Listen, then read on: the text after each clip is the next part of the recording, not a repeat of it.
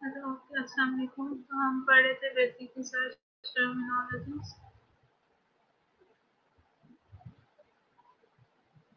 Concept पढ़ा था, construct पढ़ा था, वेरिएबल पढ़े थे, डिपेंडेंट और इंडिपेंडेंट, कंसेप्चुअल डेफिनेशन पढ़ी थी और ऑपरेशनल डेफिनेशन पढ़ी थी। अब है नेक्स्ट अजम्पशन। अजम्पशन क्या होती है? A statement of principles whose correctness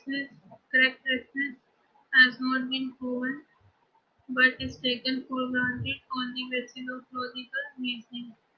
For example, health is priority for all people.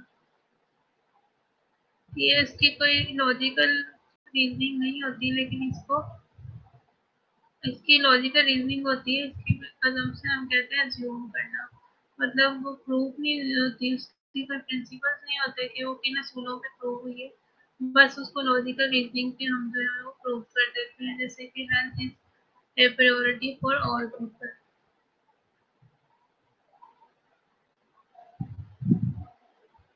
Hypothesis.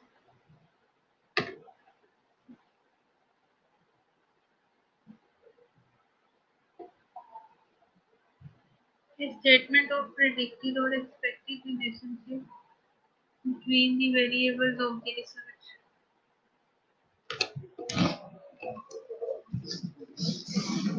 Hypothesis कहते हैं हम कोई भी प्रिडिक्शन देते हैं या expected relationship between variable dependent और इंडिपेंडेंट वेरिएबल्स के दरमियान कोई भी हम प्रिडिक्शन करते हैं तो ऐसी स्टेटमेंट को हाइपोथेसिस कहते हैं। जैसे कि स्मोकिंग में cause lung cancer and smoking में नॉट कॉज लंग कैंसर। तो ये जो है दो हाइपोथेसिस है, अल्टरनेटिव और नल हाइपोथेसिस। इसमें हमने क्या किया, प्रिडिक्शन दी है। ठीक है। Hypotheses lead to empirical studies that are seeking to confirm or disconfirm these predictions. Hypotheses जो है वो empirical studies को lead करते हैं। empirical studies वो studies होती हैं जो कि हमारी observation based है। ठीक है, जिनको हम by using five senses जो है ना रिसर्च करते हैं, तो वो होती है empirical studies। फिर एम्पिरिकल स्टडीज की जाती हैं इनको कंफर्म करने के लिए या डिसकंफर्म करने के लिए इन प्रेडिक्शंस को।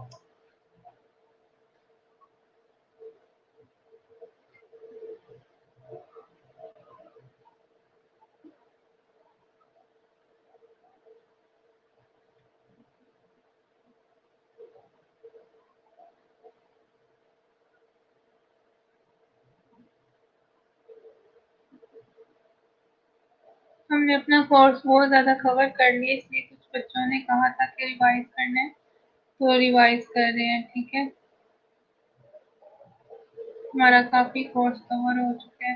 अब कुछ टॉपिक पहले जिससे रिवाइज होंगे फिर आगे चलेंगे। जो इम्पोर्टेंट टॉपिक है जिनमें बच्चों को इश्यूज है, आपको और भी कुछ लोगों को अगर किसी टॉपिक में इशू है तो वो आप मुझे बता दें, मैं वो रिवाइज कर दूँगी। Null hypothesis: a statistical hypothesis that predicts there is no relationship between variables. The hypothesis that is subjective to statistical analysis.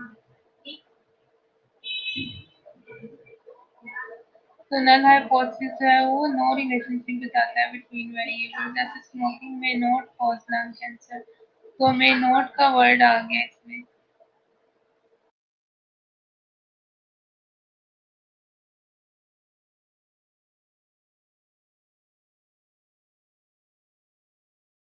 ठीक है, और इसको हम नल हाइपोथेसिस को स्टैट लगा के टेस्ट करते हैं।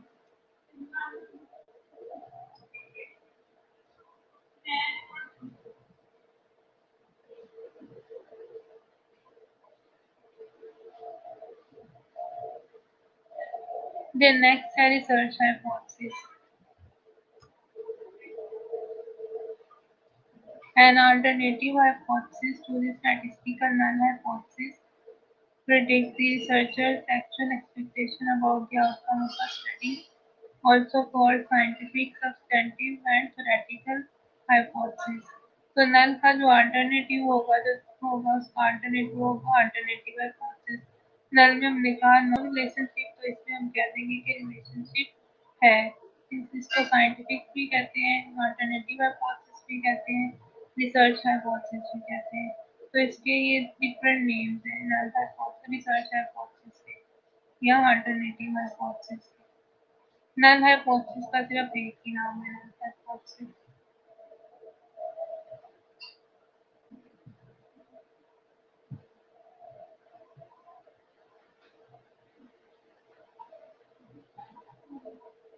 नेक्स्ट है डाटा।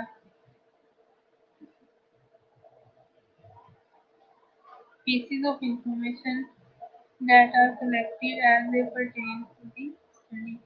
तो कोई भी इंफॉर्मेशन जो हमारी स्टडी के हवाले से होगी उसको डाटा कहते हैं। कि डाटा इकट्ठा करना, डाटा इकट्ठा करना क्या होता है? इंफॉर्मेशन देना। तो pieces of information that are collected as they pertain to the study with that is called data. तो जो भी इंफॉर्मेशन हम स्टडी से रिलेटेड इकट्ठी करेंगे वो इंफॉर्मेशन जो है वो डाटा होगी।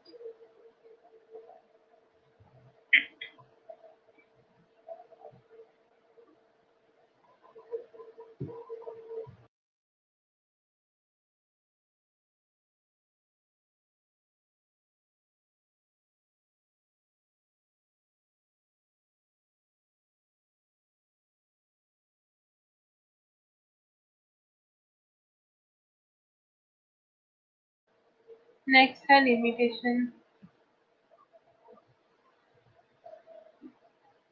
Weaknesses in are research.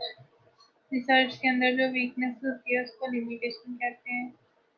Uncontrolled experience variables that limit the generalisability of the finding. तो ये भी एक वीकनेस है कि हम एक्सपीरियंस वेरिएबल को कंट्रोल नहीं कर सकते और हमारी जनरलाइजेबिलिटी जो होती है वो लिमिटेड हो जाती है। तो इसको कहते हैं लिमिटेशन या वीकनेसेस, जो कि हर स्टडी में कुछ ना कुछ वीकनेसेस होती है।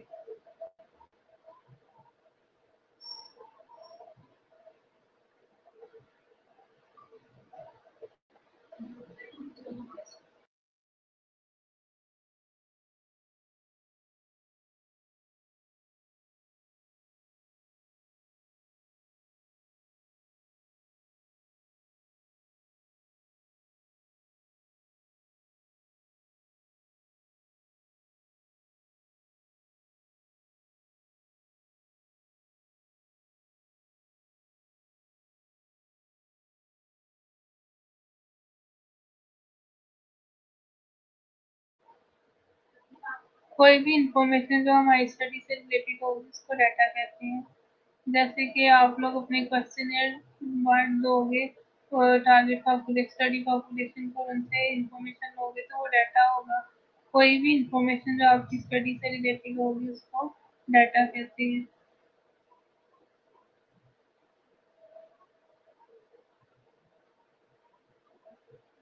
पायलट स्टडी क्या होती है? ये भी बहुत इम्पोर्टेंट है। Small scale trial done in preparation of a major research.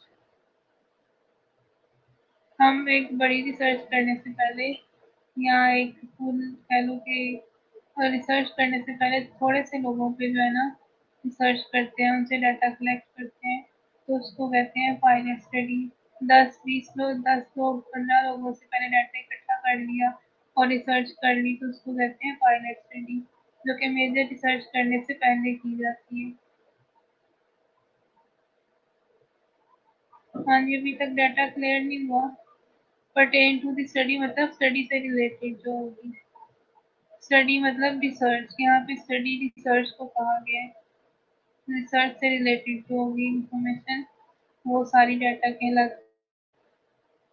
यहाँ पे जितने भी जगह पे स्टडी का वर्ड यूज हुआ है वो रिसर्च है। ठीक है, इसका मतलब रिसर्च होता है।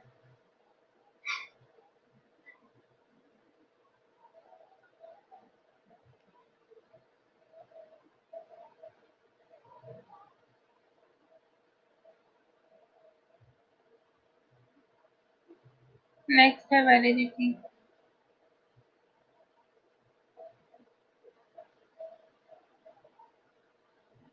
डिग्री और extent to which the tool और instrument measures what it is supposed to measure। Validity भी इम्पोर्टेंट है। टूल का वो चीज मेजर करना जिसके लिए वो बना गया है उसको कहते हैं validity. For example, a ruler measures the height not the weight while the scale measures the weight not the height। जैसे कि एक रूलर है वो हाइट को मेजर करने के लिए बना गया तो वो हाइट को मेजर करने के लिए वैलिड है, जबकि एक स्केल जो है वो वेट को मेजर करने के लिए बना गया तो वो वेट को मेजर करने के लिए ही वैलिड है। तो वैलिडिटी होती है जो चीज जिस चीज को मेजर करने के लिए बनाई गई है वो उसी को मेजर करे। जैसे थर्मामीटर वैलिड है for checking temperature, BP apparatus valid है फॉर चेकिंग बीपी।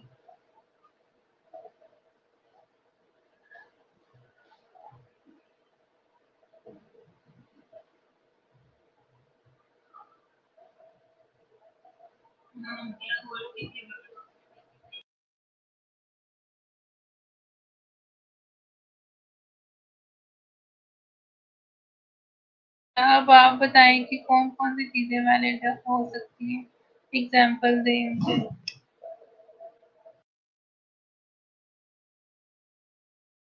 जैसे मैंने बताया थर्मामीटर और बीपी ऑपरेटस का, इसके अलावा और कौन सी चीजें हैं जो वैलिड हो सकती हैं।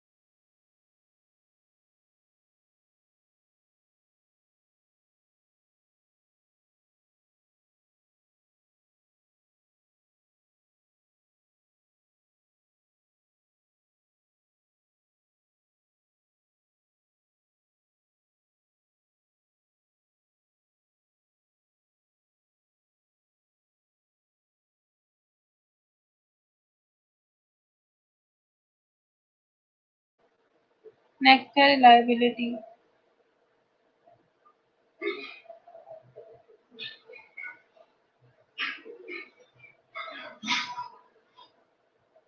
रिलायबिलिटी क्या है? डिग्री और एक्सटेंट ऑफ कंसिस्टेंसी और dependability with which a study tool measures the variable over time by different persons।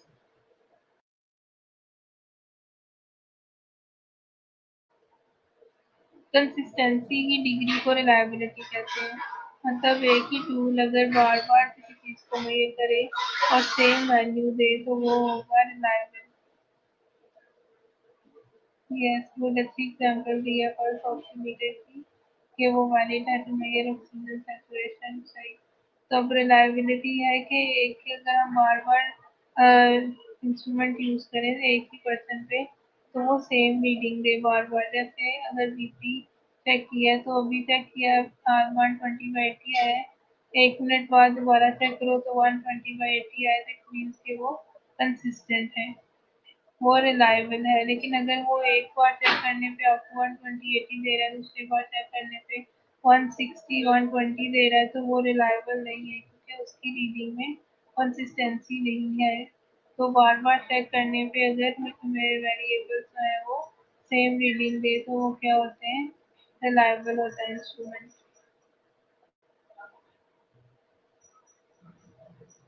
जैसे कि ये एग्जाम्पल।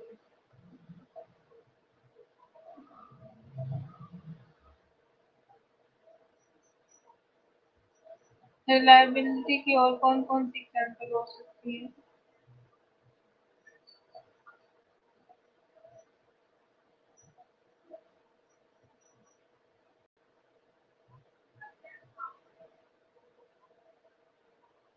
अब ये फर्स्ट पिक में देखें टारगेट पे लगा ना निशाना सारे एरोस, तो हाई वैलिडिटी है और हाई रिलायबिलिटी है। सेकंड पिक में वो लगे तो बोर्ड पे ही है, इसकी वैलिडिटी तो हाई है, लेकिन रिलायबिलिटी लो है क्योंकि सारे जो है वो डिफरेंट डिफरेंट पॉइंट्स पे लगे हैं। ठीक है, सेम पॉइंट पे लगते तो वो रिलायबल होने थे। नेक्स्ट वाली पिक में वो बोर्ड पे नहीं लगे, मतलब वैलिड नहीं है, लेकिन वो सारे लगे एक ही जगह पे हैं, तो मतलब रिलायबल है। फिर उससे नेक्स्ट में ना वो बोर्ड पे लगे हैं ना वो एक ही जगह पे लगे हैं, तो वैलिडिटी भी नहीं है और रिलायबिलिटी भी नहीं है। ठीक है, तो ये एग्जांपल समझ में आ गई है सबको, रिलायबिलिटी की और वैलिडिटी की।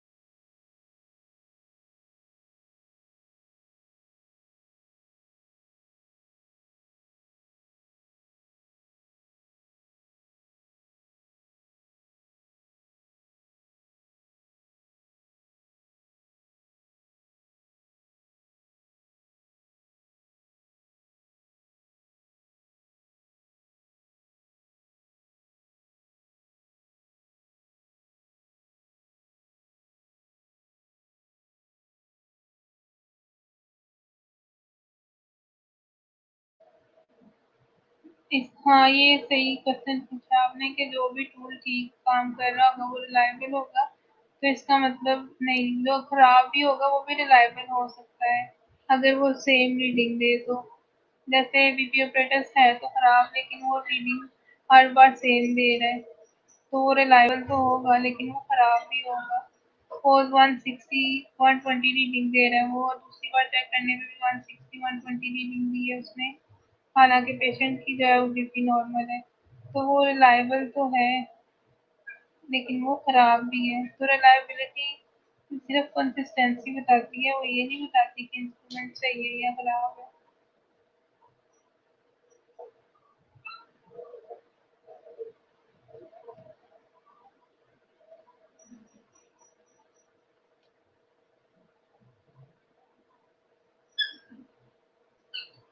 वैसे जो खराब होगा वो रिलायबल नहीं होगा, ये भी हो सकता है, हर बार वो सेम रीडिंग ना दे। ठीक है, तो रिलायबिलिटी का खराब होने से कोई लेना देना नहीं है, रिलायबिलिटी में हम सिर्फ कंसिस्टेंसी देखते हैं।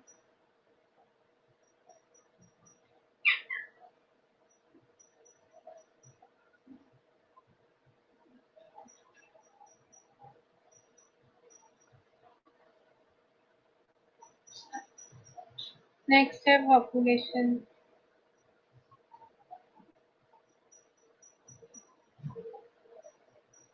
Group of people who are going to be studied and to whom should the study result apply। वो लोग जिनके ऊपर रिसर्च की जाती है या रिसर्च के रिजल्ट अप्लाई किए जाते हैं उसको पॉपुलेशन कहते हैं। ठीक है, स्टडी का वर्ड यहाँ पे भी आएगा, उसका मतलब रिसर्च होगा। For example bedside nurses are the population in a research studying the factor affecting the nurses workload। तो सपोज नर्सिंग वर्कलोड को अफेक्ट करने वाले फैक्टर की रिसर्च में जो बेड साइड नर्सिस हैं वो स्टडी की ग्रुप ऑफ पीपल है जो कि स्टडी किए जा रहे हैं, तो ये पॉपुलेशन हो गई है। तो पॉपुलेशन वो लोग होते हैं जिनके ऊपर रिसर्च की जाती है या फिर जिनके ऊपर रिसर्च के रिजल्ट्स को अप्लाई किया जाता है। नर्सिस वर्क ओवरलोड में नर्सिस जो है वो ग्रुप ऑफ पीपल है जिनके ऊपर रिसर्च हो रही है, तो ये जो है वो पॉपुलेशन होगी bedside nurses.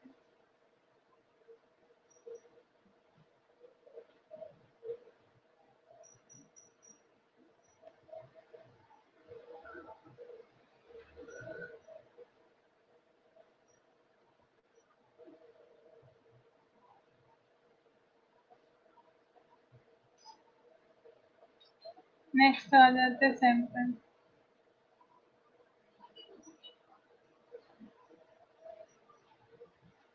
Are those person in the population from whom data will be actually collected and from whom generalisation about the population will be made.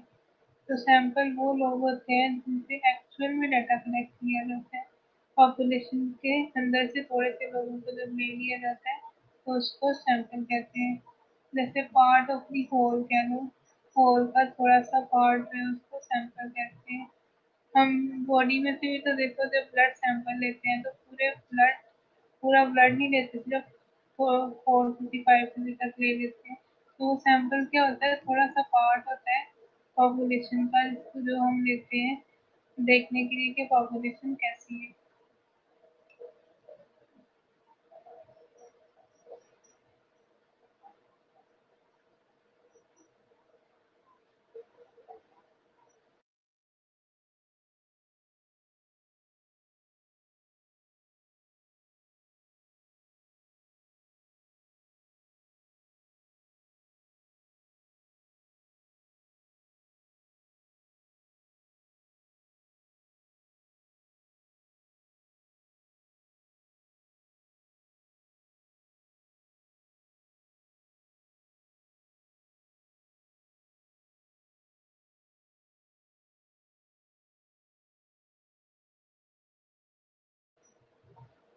Next है टारगेट पॉपुलेशन।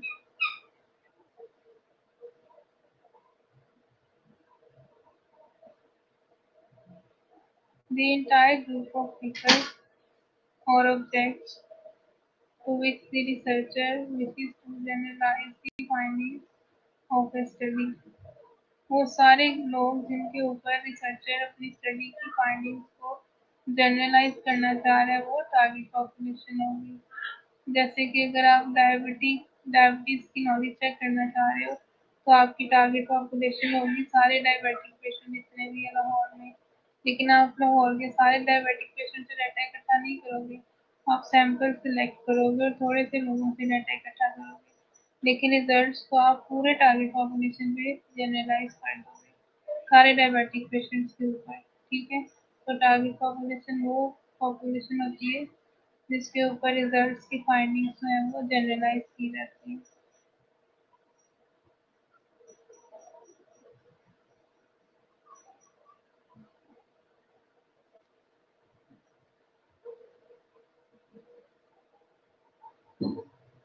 अभी तक जो पढ़ा है वो क्लियर है, किसी को कुछ समझ नहीं आया कोई question?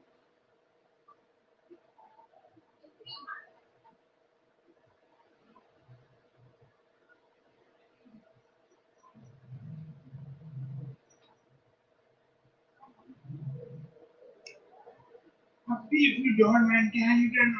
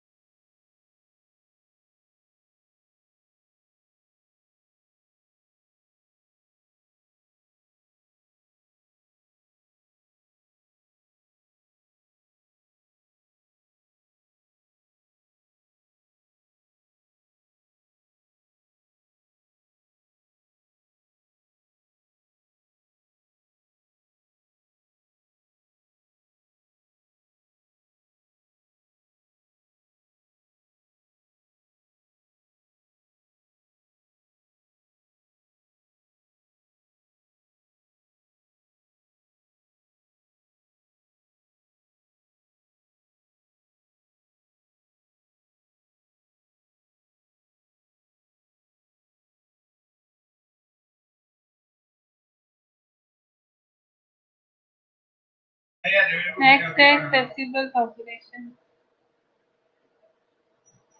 The group of people or object that is available to the researcher for a particular study.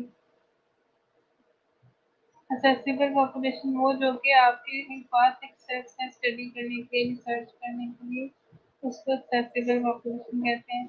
जैसे मैंने अभी एग्जाम्पल दी कि डायबिटिक के पेशेंट के ऊपर रिसर्च करना चाह रहे हो तो आपके पास शालामार में जो डायबिटिक के पेशेंट आएंगे वो accessible population होगी। ठीक है, तो वो वाले लोग जो अवेलेबल होते हैं रिसर्च करने के लिए उसको कहते हैं एक्सेसिबल पॉपुलेशन, जिनकी तक एक्सेस होती है।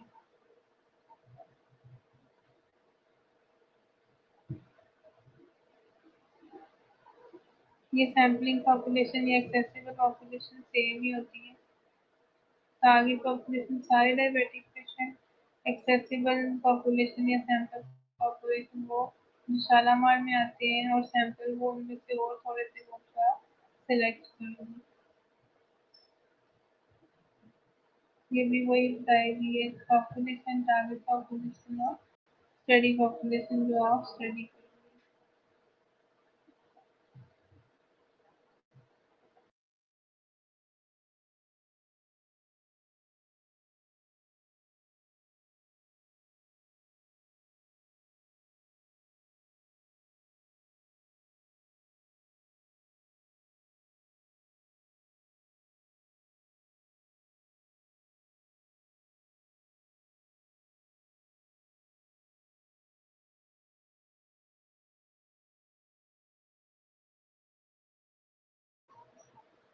नेक्स्ट आ जाता है sampling.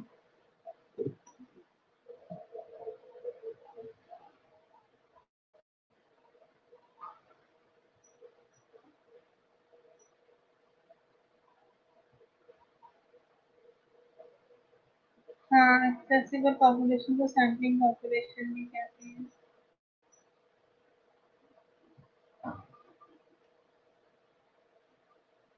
Sampling is a process or technique of selecting participants who are representative of the population being studied. तो सैंपल सिलेक्ट करने के तरीके या प्रोसेस को सैम्पलिंग कहा जाता है।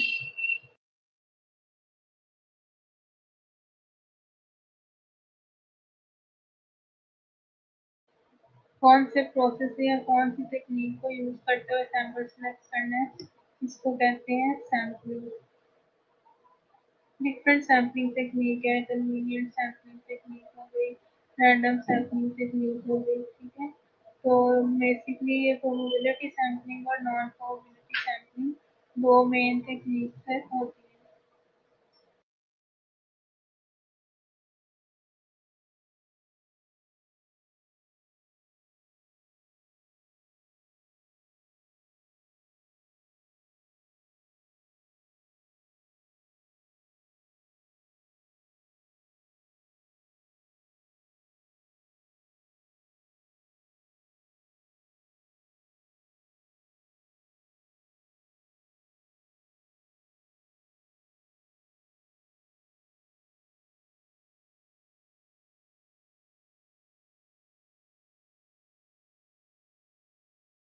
Random sampling really provides the sample that is representative because each member of population is selected independently and has an equal chance or probability of being included in the study. Random sampling में क्या होता है कि हर एक के पास equal chance होता है कि वो सिलेक्ट हो सकते हैं एज अ सैंपल, जबकि नॉन रैंडम में ये नहीं होता। रैंडम सैम्पलिंग हम लॉटरी मेथड से करते हैं या टेबल मेथड से करते हैं। लॉटरी मेथड में पर्चियों पे नाम लिख के, जैसे आपकी क्लास की सारी पर्चियों पे नाम लिखूं और फिर मैं उसमें से पर्ची निकालती जाऊँ, तो जो लोग हर एक के पास इक्वल चांस है कि वो एज अ सैंपल जो है मेरे पास सिलेक्ट हो सकते हैं।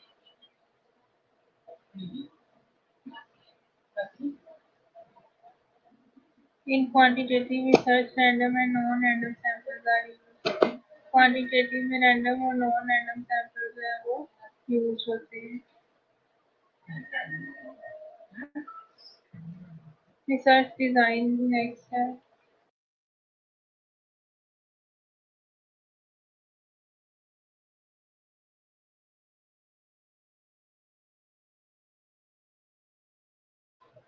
Overall plan for gathering data in a research study। Overall plan जो है डाटा गैदर करने का स्टडी में, उसको कहते हैं रिसर्च डिजाइन।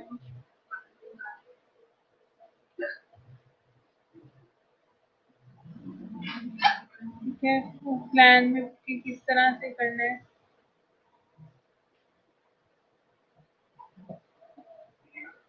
वो सारी चीज़ें डाटा कलेक्शन पर कैसे होनी है, इंस्ट्रूमेंट कौन सा यूज होगा, inclusion exclusion criteria, date, research, ये सारी चीज़ें जो सारा प्लान है उसको हम रिसर्च डिजाइन कहते हैं।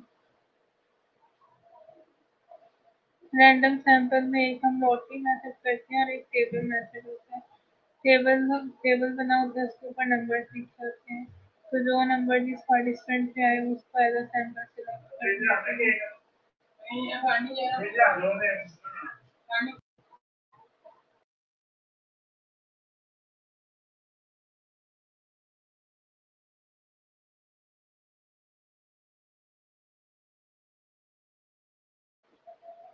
नेक्स्ट है रिसर्च सेटिंग।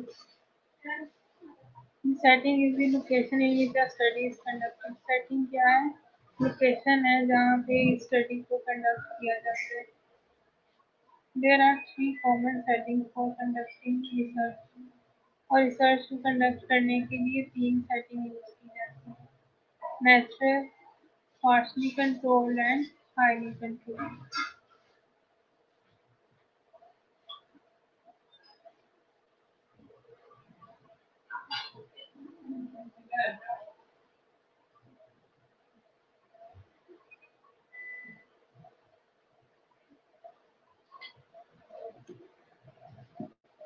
नेचुरल सेटिंग और फील्ड सेटिंग। नेचुरल सेटिंग को फील्ड सेटिंग भी कहते हैं।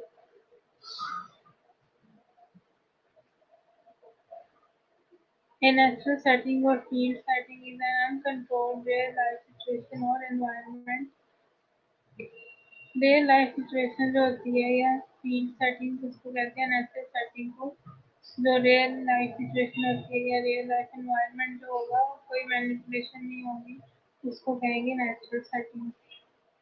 Conducting a study in a natural setting means that the researcher does not manipulate or change the environment for the study. Descriptive and correlational studies often are conducted in natural settings। तो natural setting का मतलब ये है कि जो researcher है वो environment के साथ कोई मैनिपुलेशन नहीं करता, उसको एनवायरनमेंट को चेंज नहीं करेगा, जो नेचुरल एनवायरनमेंट है वही रहेगा। डिस्क्रिप्टिव और कोरिलेशनल स्टडीज जो है वो नेचुरल सेटिंग में कंडक्ट की जाती है। नेक्स्ट है पार्शली कंट्रोल्ड सेटिंग।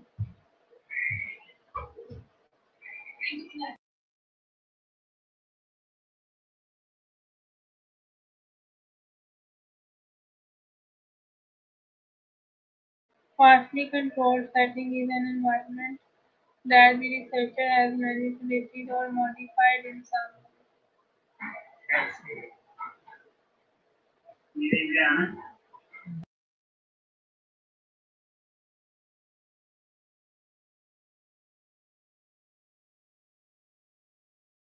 तो पार्शली कंट्रोल्ड सेटिंग में एनवायरनमेंट को थोड़ा सा मैनिपुलेट किया होता है रिसर्चर ने। An increasing number of nursing studies are occurring in partially controlled settings to limit the effect of extraneous variables on the study outcomes। तो अब जो है वो पार्शली कंट्रोल सेटिंग में ज़्यादातर नर्सिंग स्टडीज जो है वो कंडक्ट की जाती है, जिसमें एक्सटीरियस वेरिएबल को कंट्रोल किया होता है, इसीलिए एनवायरनमेंट को थोड़ा पार्शली कंट्रोल किया होता है ताकि एक्सटीरियस वेरिएबल या स्टडी को इफेक्ट ना करे।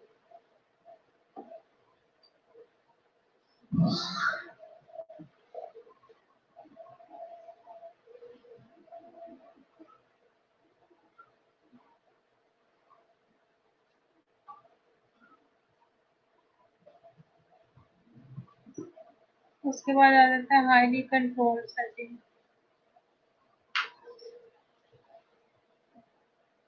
A highly controlled setting is an artificially constructed environment developed for the sole purpose of conducting research।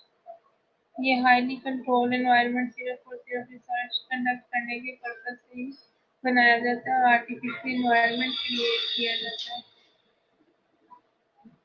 Laboratories, research और experimental centres and test units in hospital or other healthcare agencies are highly controlled setting in which experimental studies are often conducted। तो lab और hospital की test units और इस तरह के जो centres हैं उनका एनवायरनमेंट अकॉर्डिंग टू स्टडी जो है वो कंट्रोल किया जाता है और experimental study often conducted in highly controlled setting. जो एक्सपेरिमेंटल स्टडीज हैं वो हाईली कंट्रोल सेटिंग में कंडक्ट की जाती हैं।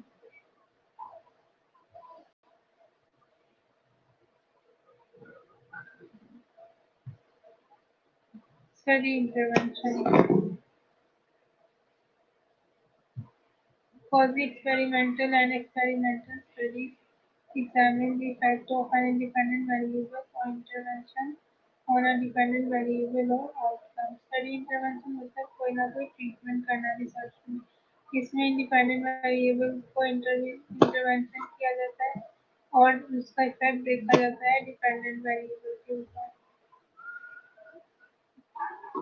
More intervention studies are being conducted in nursing to establish an evidence-based practice. तो ज़्यादातर वो intervention studies जो है वो conduct की जाती हैं ताकि evidence-based practice को देखा जाए।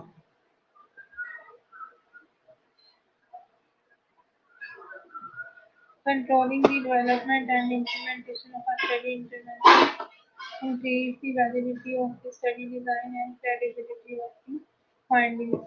जितना ज़्यादा स्टडी इंटरवेंशन होगी उतनी ज़्यादा स्टडी डिज़ाइन की वैलिडिटी जो है वो इंक्रीज होगी।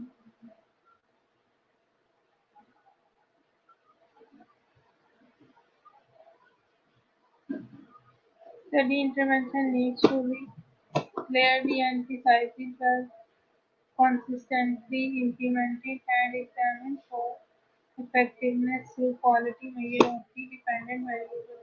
तो स्टडी इंटरवेंशन जो है उसको क्लियर और प्रिसाइज होना चाहिए और कंसिस्टेंटली इम्प्लीमेंटेड होना चाहिए और उसका इफेक्ट भी देखना चाहिए डिपेंडेंट वेरिएबल के ऊपर।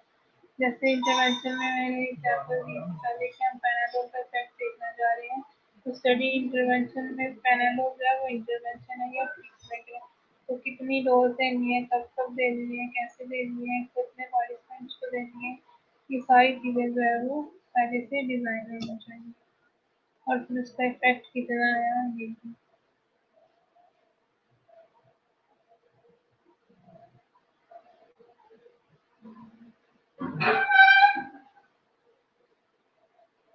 ओके, नेक्स्ट है abstract. Brief summary of research studies generally contain the purpose, method and major findings of the study। Abstract होता है वो समरी होती है, इसमें पर्पस होता है, मेथड होता है और रिजल्ट होते हैं रिसर्च के। ये सबसे एंड पे लिखते हैं, लेकिन आर्टिकल में आपने अगर आर्टिकल पढ़े हैं तो आप देखोगे सबसे पहले एब्स्ट्रैक्ट लिखा होता है, पूरी रिसर्च की जो है वो समरी होती है। चले बाकी भी बाद में पढ़ लेंगे।